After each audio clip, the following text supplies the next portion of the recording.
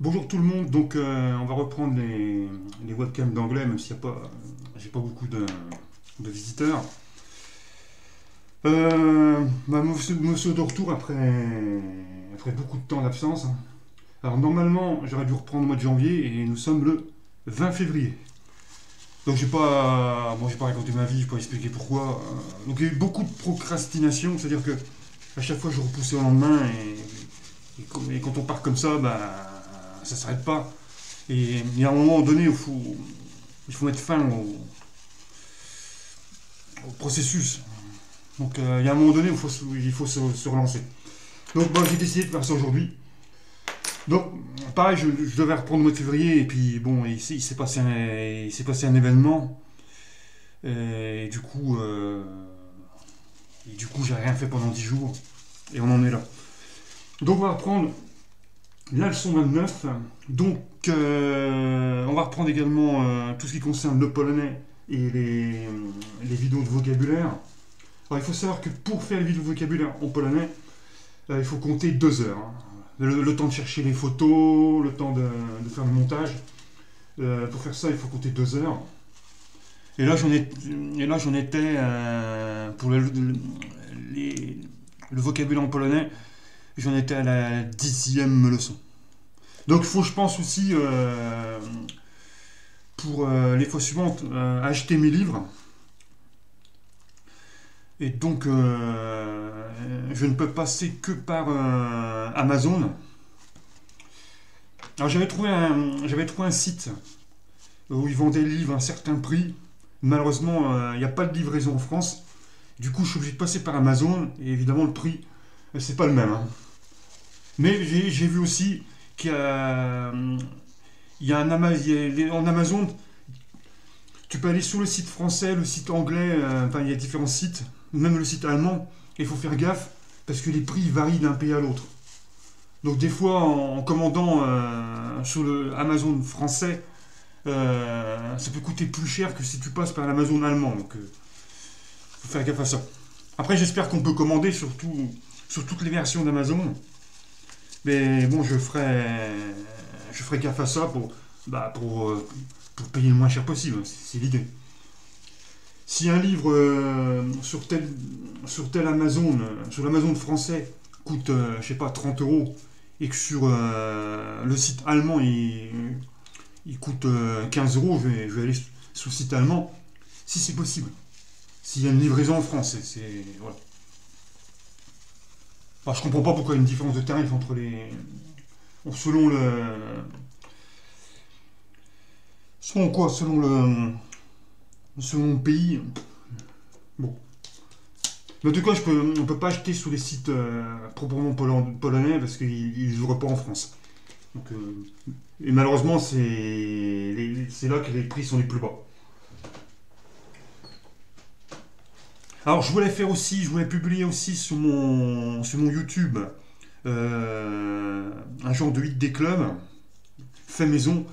Malheureusement, c'est pas possible puisque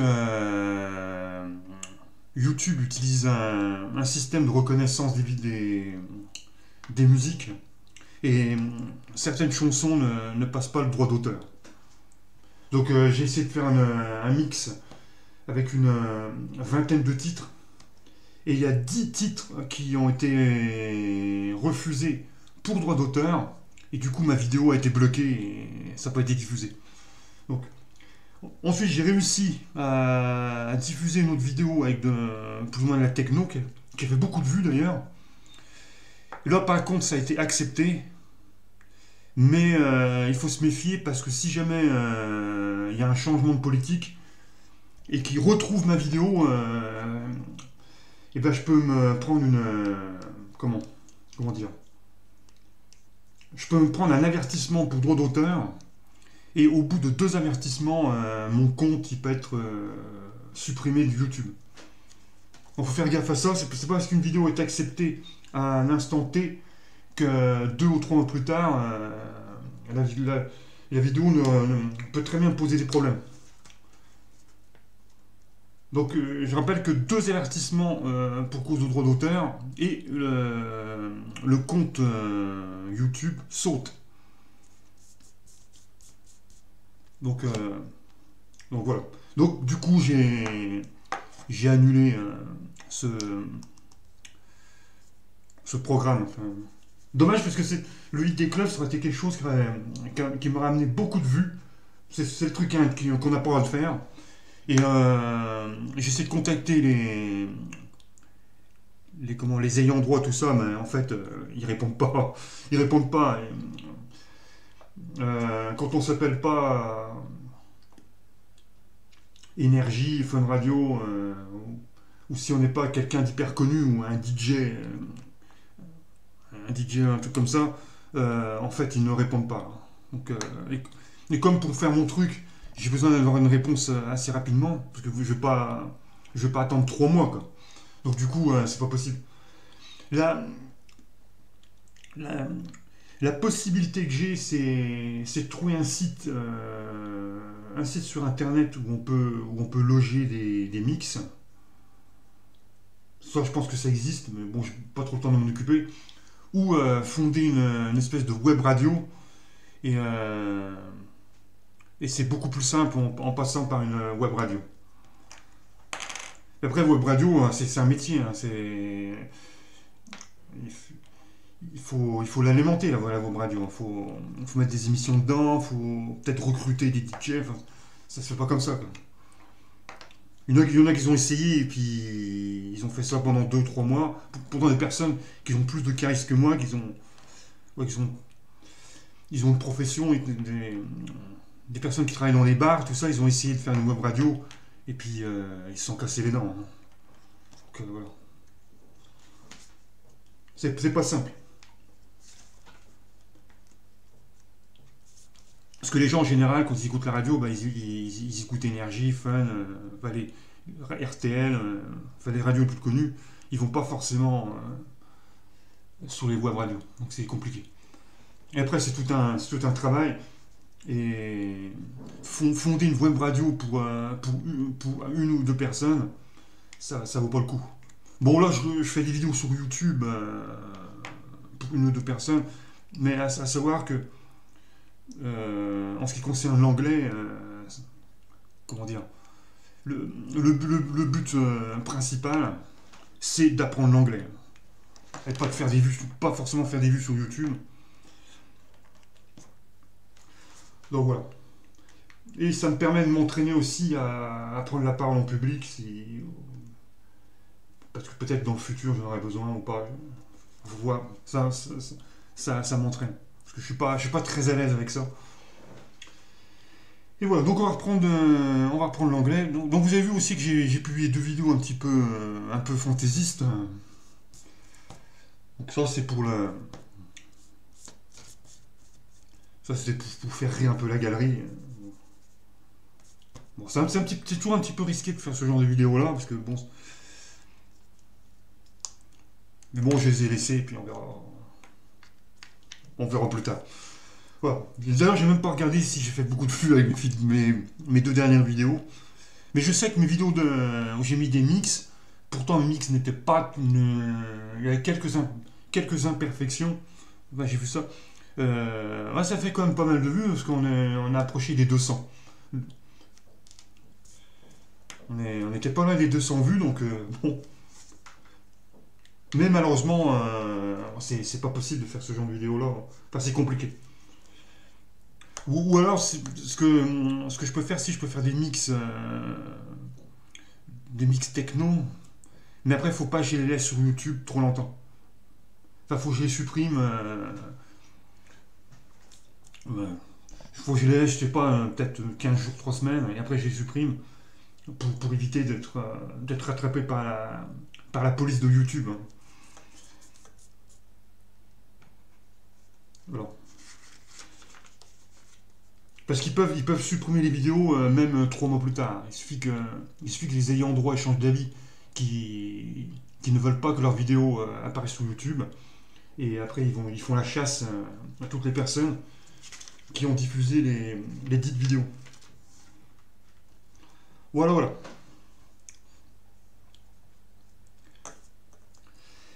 Et aussi, si j'ai pas fait d'anglais depuis le mois de janvier-février, c'est aussi parce qu'il y avait un gros problème d'organisation de ma part. Donc là, je m'organise et, et c'est parti mon kiki, hein. Donc j'ai une organisation de principe, et puis chaque jour, bah, ça varie en fonction de mes activités, hein. Voilà. Donc on est rendu au point 5 au niveau grammaire. Donc là j'ai perdu 10 minutes à expliquer un petit plus ou moins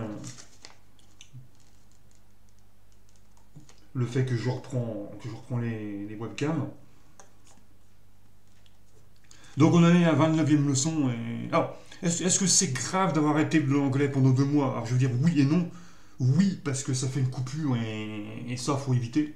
Normalement, quand on fait ce genre d'apprentissage, il faut en faire tous les jours, tous les jours. Faut surtout pas arrêter parce que c'est très dur de reprendre. Mais bon, en ce qui me concerne, euh, on en est rendu à un niveau assez facile en anglais. Bon, je pense pas avoir trop perdu quand même. On en serait, je sais pas, à la 150e leçon. Peut-être que là, il vaut mieux pas arrêter. Mais là, il n'y aura pas trop de. Comment dire? Il n'y aura pas trop de problèmes. Et vu qu'il n'y avait qu'une ou deux personnes qui me suivaient pour ces vidéos-là, bon, ça posera pas de problème non plus. Peut-être c'est beaucoup plus préjudiciable en ce qui concerne les vidéos de polonais. Parce que là, j'ai un petit peu plus de monde. Voilà. Et pareil, en parlant de polonais, il faut que j'achète des livres, comme j'ai dit sur Amazon. Donc, alors ce que je vais faire, c'est que je dois acheter 6 livres, mais en 3 fois. Donc, enfin, non, 5 livres plus un complément de livre. Donc j'ai déjà acheté mon complément de livre. Bah, je vais faire la commande sur Amazon dès que j'aurai fait la 10e leçon de vocabulaire. Donc là, j'en ai rien pour ce truc-là, j'en ai au moins pour 30 balles, hein. Donc, ah oui, apprendre les langues, c'est un investissement. Donc je vais commander ça. Ensuite, à la 20e leçon, je commanderai 2 livres. Donc ça, les 2 livres, je les utiliserai pour le niveau -8. Et ensuite, à la 30e leçon, j'achèterai 3 livres. Entre la 30e et la 40e, 3 livres. Et ça servira pour le niveau -7. Voilà. Allez, c'est parti. Là, on a assez perdu de temps. Alors, donc, vous savez qu'en anglais, donc c'est la phrase 7, Yes I do. Yes I do, I have breakfast in bed on Sundays. Vous savez qu'un anglais ne répond jamais par yes ou par no. Ça, ceux qui répondent par yes ou par no, ce sont ceux qui ne sont pas anglais. Donc, si vous parlez, je sais pas, avec un Ukrainien, peut-être que lui dira yes ou no, mais un Ukrainien n'est pas un anglais.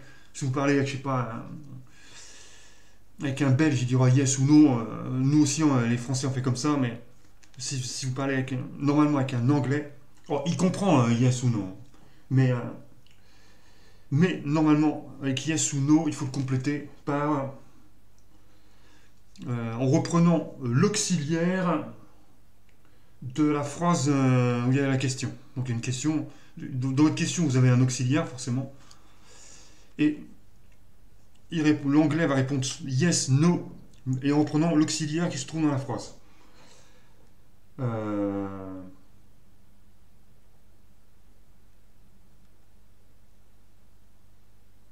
Donc là, il dit yes, I do.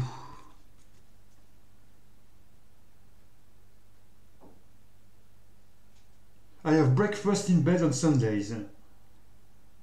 Donc là, en fait, vous avez vu qu'ici, il n'y a pas de question. Parce que la phrase donc c'est autre chose encore, puisque la phrase précédente, c'est Oh Simon, you don't take any exercise. Et la personne répond Yes, I do. En fait, ici, le but est de contester le propos de son interlocuteur. Parce que l'interlocuteur, il dit « You don't take any exercise ». Et l'autre va répondre à un truc du genre « Mais si, ouais, tu ne fais pas d'exercice, on va traduire. » Et la personne répond bah si, je fais d'exercice. Yes, I do. Mais si, mais si. Yes, I do. Donc voilà. Donc on est encore dans un autre, registre. L'autre dit une phrase négative et l'autre répond bah mais si. Voilà. Yes, I do. Voilà. Ah, vous avez compris. La femme de Simon l'accuse de paresse. Hein, tu es paresseux, tu ne fais pas d'exercice. Et l'autre, le mari va le contredire. Mais au lieu d'utiliser un simple yes, qui on traduirait ici par mais si, il va reprendre l'auxiliaire ici. C'est ça l'auxiliaire. Il va reprendre l'auxiliaire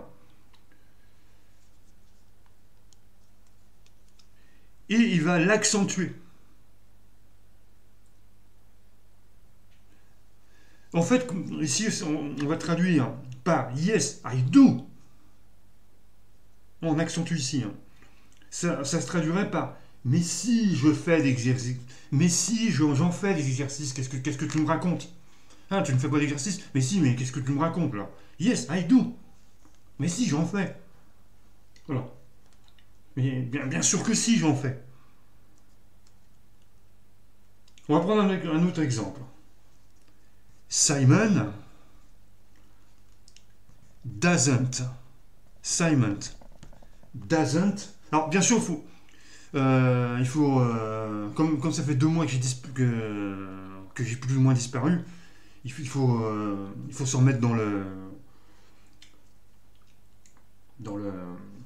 vif du sujet. Hein. Donc, Simon doesn't play computer games. Simon, donc c'est une phrase négative, doesn't play computer games. Et on va dire, il y en a qui va contredire, on va dire yes, he does.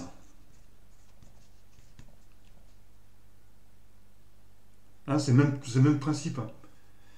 Simon ne joue pas aux jeux électroniques, enfin les jeux sur ordinateur.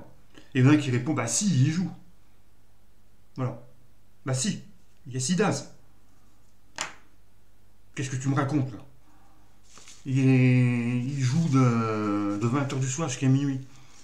Et pendant qu'il joue aux jeux sur ordinateur, il cherche pas de travail. Enfin voilà. Il passe sa vie à jouer alors qu'il devrait bosser pour sa femme et ses enfants. Voilà, je raconte un peu n'importe quoi. Mais voilà, vous avez compris l'idée.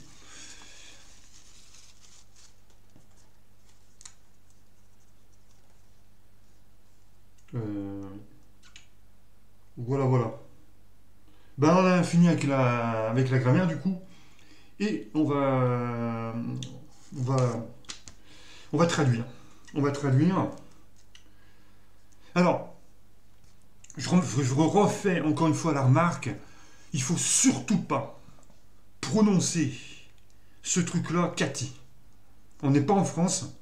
C'est café. Hein, c'est des TH. Donc c'est café. Café. Donc le TH anglais. Hein. Café. C'est pareil, si vous voyez... il y a pas mal de noms avec des TH. Qu'on a tendance à prononcer... par exemple celui-là, vous n'avez pas de prononcer Thomas. Hein. C'est Thomas. Donc il faut faire gaffe hein, à ça.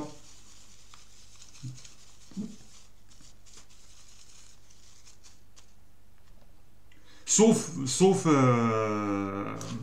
preuve contraire. Il y a peut-être des exceptions. Mais normalement, les TH se prononcent pas à la française. Hein, si vous avez ça, c'est Catherine. Catherine. Cafou ou Catherine. Je pense qu'on dit Ryan ou Rain. Bref, vous avez compris. Ou si vous avez ça, hein, c'est pas Elisabeth, hein, c'est Elisabeth. Elisabeth. Hein. On fait le gaffe au TH. Alors, Kathy is a very active woman. Alors, Kathy is a very active woman. Ah, c'est quand je vais faire les exercices à trous que je vais voir si le fait d'avoir arrêté pendant 2 mois m'a été préjudiciable. J'espère pas. Si j'arrive pas à faire les exercices, c'est que j'aurais pas dû m'arrêter. Normalement, à la 29e leçon, ça ne devrait pas poser de problème. Mais on sait jamais. Donc, Kathy is a very active woman. Donc, ça veut dire Cathy is et une. Alors là, on va pas traduire dans l'ordre. Donc, on va commencer par traduire la femme est une femme. Very est une. Alors, une, c'est est une femme. Et on va traduire le reste. Very active, très active. Donc, attention à l'ordre des mots. Cathy est une femme très active.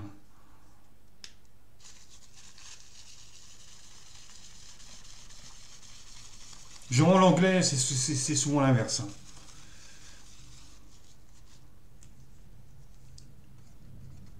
She likes, n'oubliez pas le S, parce qu'on est à la 3e personne. She likes swimming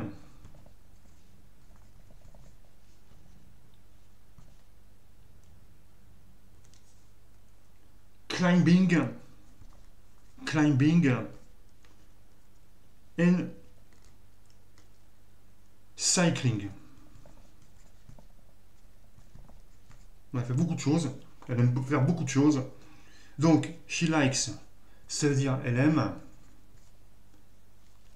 Alors, elle aime quoi? Swimming, c'est le fait de nager.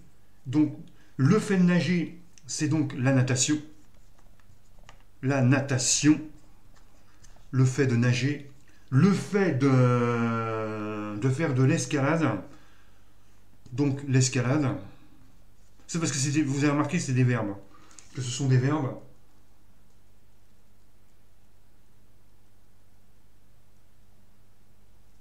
Mais c'est bizarre, attends, je me rappelle pas avoir fait la leçon sur ça, quoi.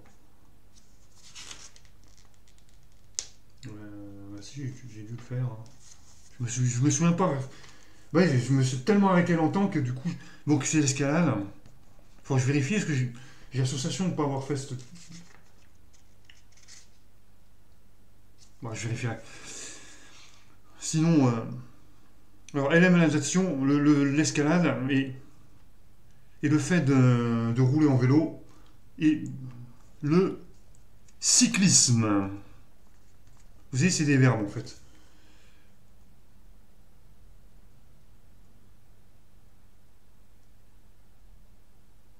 J'ai l'impression quand même de... Je me souviens pas avoir fait le début de cette leçon. C'est bizarre cette sensation. Pourtant j'ai...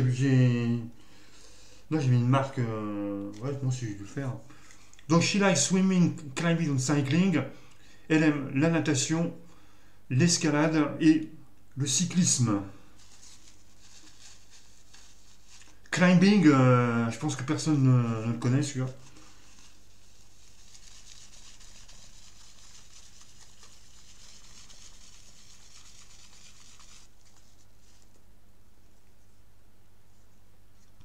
Alors, Simon is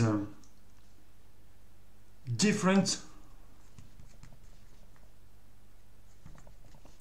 from his wife. Donc notre cher Simon, et bon, je pense que vous l'avez, un différent.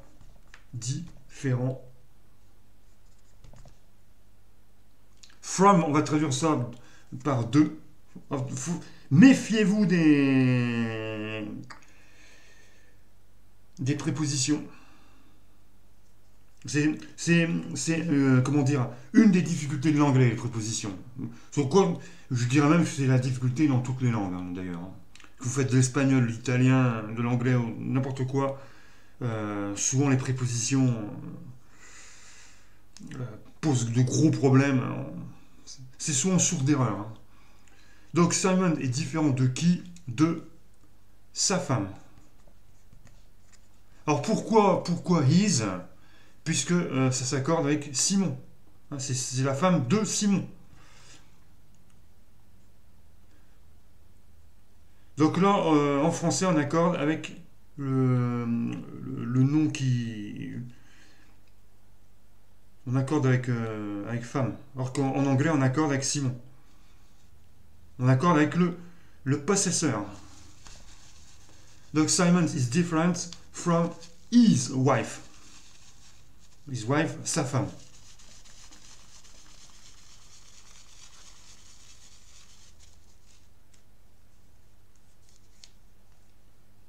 He does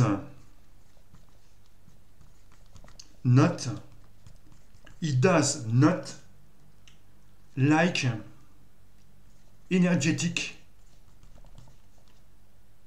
activities.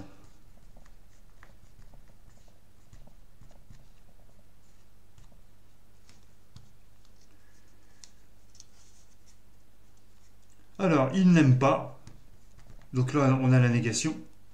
Il n'aime pas. Donc, like, le verbe aimer, vous avez compris. Aimer dans le sens dans le sens d'apprécier. Il y a l'autre aimer qui se dit to love. Alors, il n'aime pas. Qu'est-ce qu'il n'aime pas? Donc, vous remarquez qu'il n'y a pas d'article. Il n'aime pas les activités. Les activités énergétiques. Énergétique. Avec un S à la fin.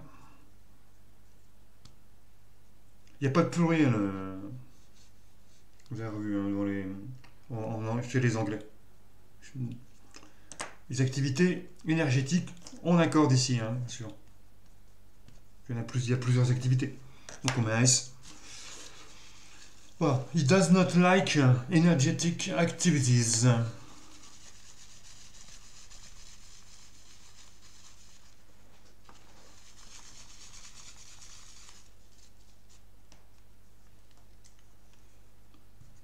Is. Oh, tu fais une petite faute. Favorite sport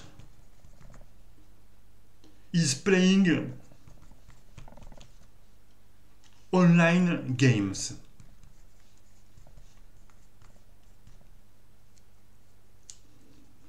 Alors, c'est toujours... on parle tout de Simons, donc c'est pour ça qu'il y a eu is. Son sport, pareil, l'ordre des mots. Son sport préféré. His favorite sport. Son sport préféré. Et on rajoute le de ici, qui n'est pas ici. Donc attention, pareil, on fait encore une histoire de préposition. La préposition de ne se traduit pas en anglais. Donc son sport préféré est de quoi? Et de jouer. Donc playing. Playing, ça veut dire jouer. Oh, pareil, on ne le traduit pas. Vous ne le retrouvez pas. Hein. Il joue à quoi? Il joue au jeu en ligne. Online. Online, ça veut dire en ligne. Donc pour ceux qui font beaucoup qui passent un petit peu de temps sur Internet, Normalement, ce mot-là, vous l'avez online. The online games, c'est les jeux en ligne.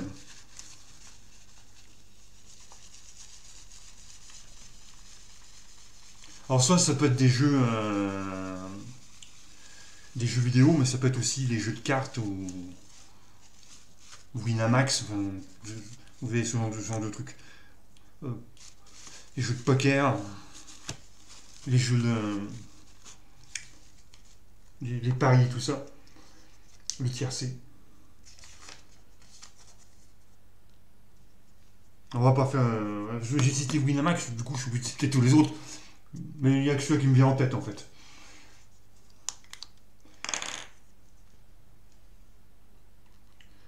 Et donc, oh Simon. Donc on l'a traduit tout à l'heure. Hein. You don't take any exercise.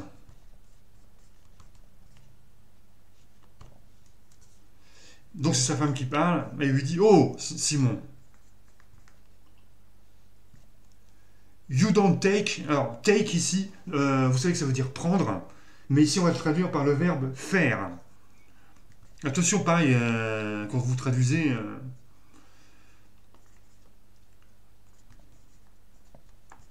Là, pareil, c'est un gros piège. Tu ne fais pas.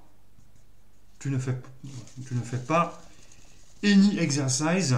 Donc, là, on a une négation. C'est pour ça qu'on utilise any. Tu ne fais pas de quoi? D'exercice.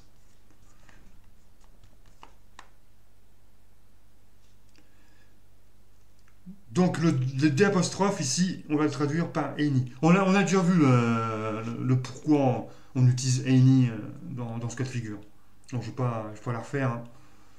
C'est parce que c'est une phrase négative. Vous savez la différence entre some et any. On avait vu ça, je ne sais plus dans quelle leçon. Maintenant ça date du mois de décembre. Donc sa femme lui reproche de ne pas faire d'exercice. You don't take any exercise. Tu vois, moi en fait j'aurais traduit par le verbe faire, par le verbe to do, mais ici non, c'est to take. Mais j'en suis sûr qu'il y en a beaucoup qui ne le savent pas, et je suis quasiment sûr que les Français font la faute, qui du coup n'est peut-être pas une faute, mais ici on a utilisé le to take. Yes I do.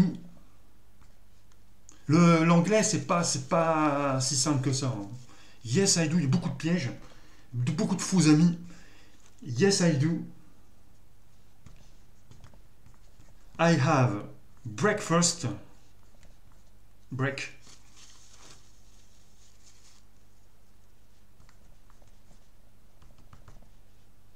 In bed on Sunday.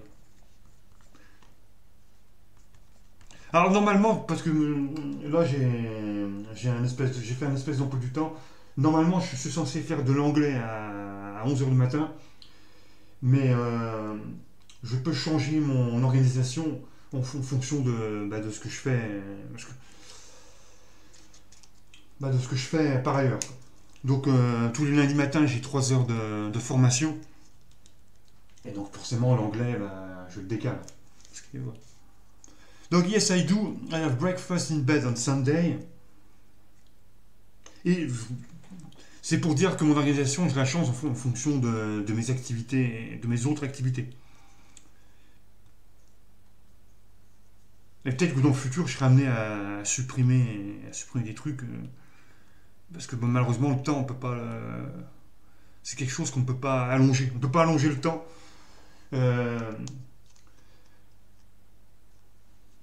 C'est quelque chose qu'on peut pas. Le temps n'est pas extensible en fait. Yes, I do. Breakfast in bed on Sunday. Donc, lui répond, mais si. Hein, c'est ce qu'on a vu tout à l'heure. Hein. Alors, ici, pareil, le verbe have, on va pas le traduire par le verbe...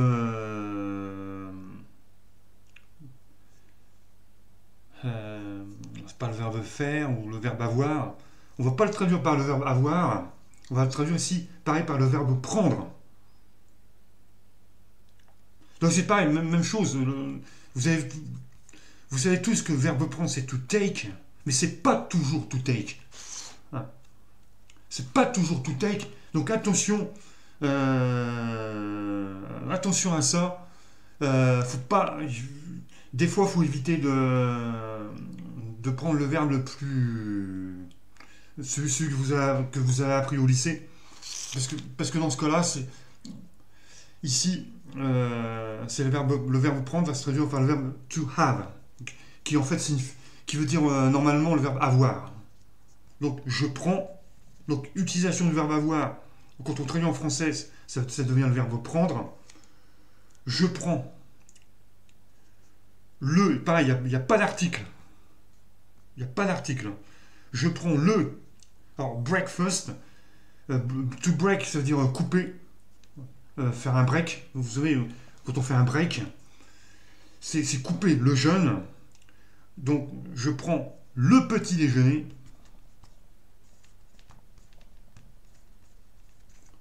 Donc, en français, il est petit, hein, c'est un petit. Je sais pas pourquoi on dit le petit. Le petit déjeuner. Ouais, parce qu'il y a le grand déjeuner qui lui est à midi. Au lit. In bed. Pareil, au lit. Pareil, c'est une préposition. Hein. In, au devient in.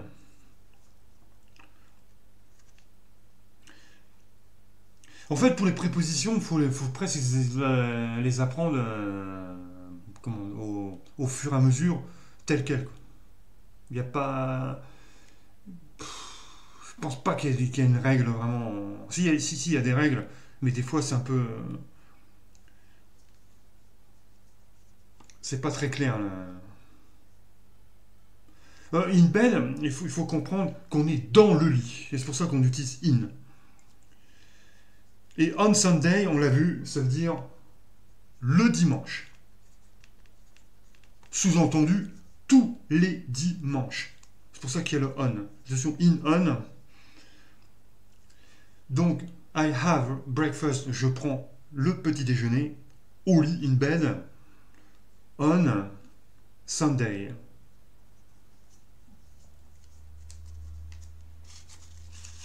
In bed with my wife.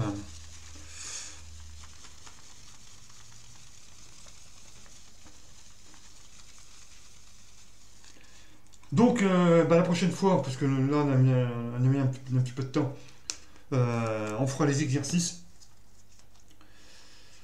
Et puis, là, l'anglais reprend plus belle. Et donc, je vais me faire une petite pause et puis après, j'attaque. Non, j'ai publié la vidéo et puis ce soir, je ferai. Moi, j'ai tout décalé aujourd'hui parce que je suis vraiment en décalage. Et puis je ferai le polonais dès que tout sera en ligne sur YouTube. Donc là, je vais faire comme d'hab, je vais faire l'encodage parce que donc il y en a pour un certain temps. Ensuite, je publie sur YouTube et après j'attaque le polonais. Sur ce, bye bye, et puis c'est reparti.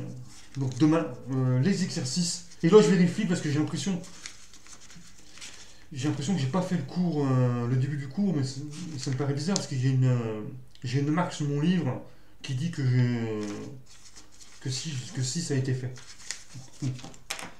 Allez, bye bye.